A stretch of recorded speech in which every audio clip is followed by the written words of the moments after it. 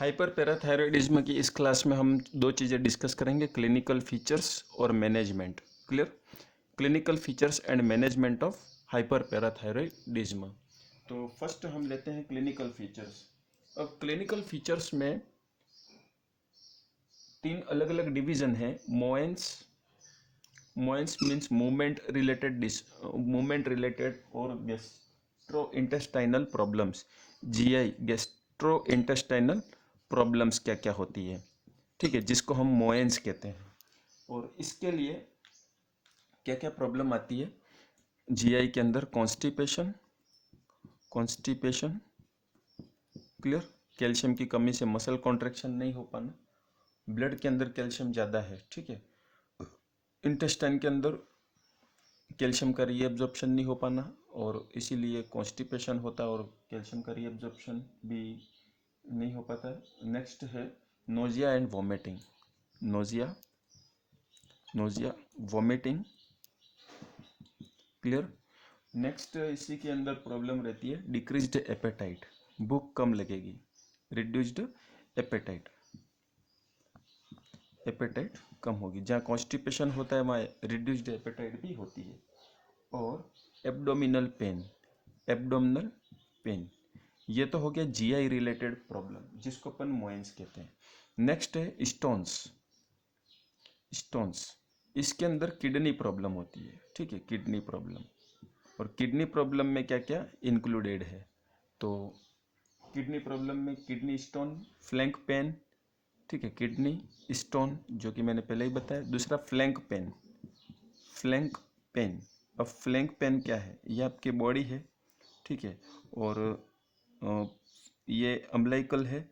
और यदि अम्बलाइकल हम नहीं अम्बलाइकल है, अम्बलाइकल के साइड में यहाँ पे जो ये एरिया है, ठीक है, इसको अपन फ्लैंक कहते हैं क्योंकि किडनी यहाँ पर रहती है, यहाँ पे दोनों जगह किडनी रहती है।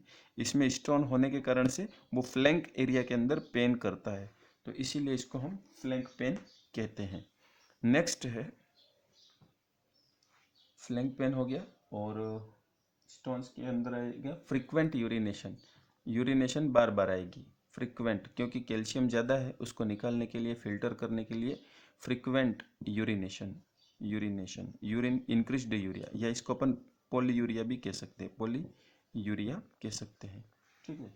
नेक्स्ट है इंक्रीज्ड यूरिन आउटपुट जो है वो भी ज़्यादा आएगा, यूरिन आउटपुट भी ज़्यादा आएगा, यूरिन आउटपुट बिकम इंक्रीज। क्यों? क्योंकि ज़्यादा यूरिन बनेगा।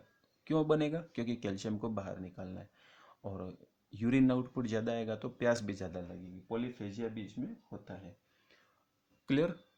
थर्ड जो डिवीजन रहता है वो है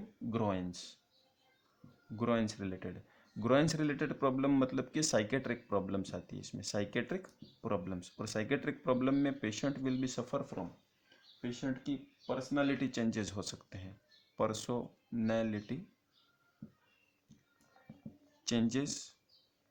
चेंजेस। Second confusion, clear. और डिमेंशिया,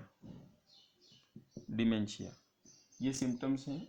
मेमोरी लॉस, ठीक है, मेमोरी लॉस।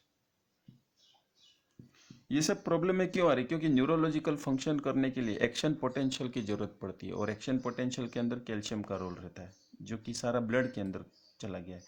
तो ये पर्सनालिटी चेंजेस लाएगा, कन्फ्यूजन लाएगा, डिमेंशिया लाएगा, मेमोरी लॉस लाएगा, ठीक है। तो मोएंस, स्टोन्स, ग्रोइंस तक हमने देखा।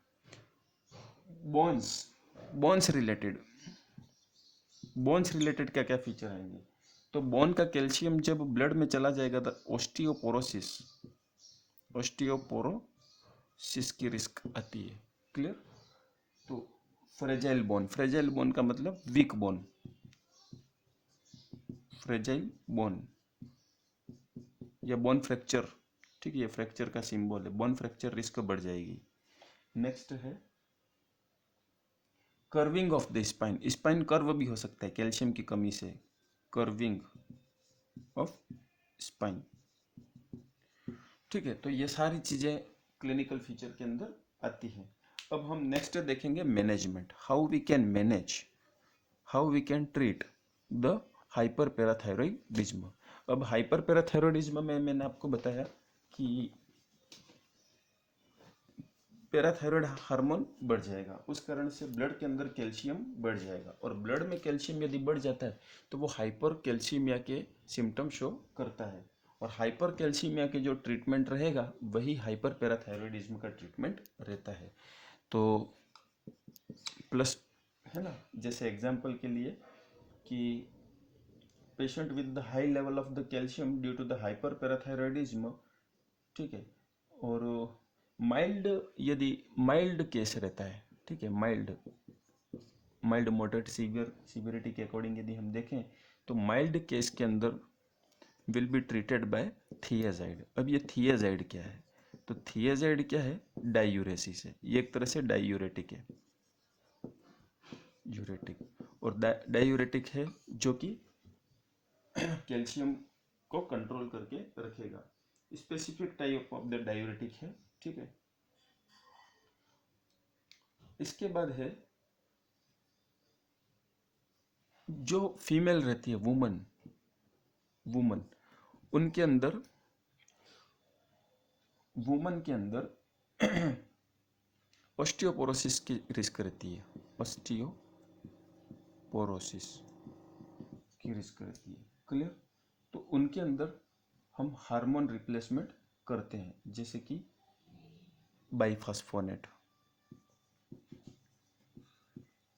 बाइफास्फोनेट। तो मैनेजमेंट इसका बहुत छोटा ही है, मैं आपको नोट्स में अवेलेबल करा दूंगा, और विटामिन डी दिया जाता है ताकि पीटीएच स्टिमुलेट ना हो जाए, विटामिन डी सप्लीमेंट, ठीक है। यदि उसे इंटेस्टाइन से कैल्शियम एब्जॉर्ब हो जाएगा पेशेंट को, तो वो बोन में से क्यों लेना चाहेगा, ठीक है ना। नेक्स्ट,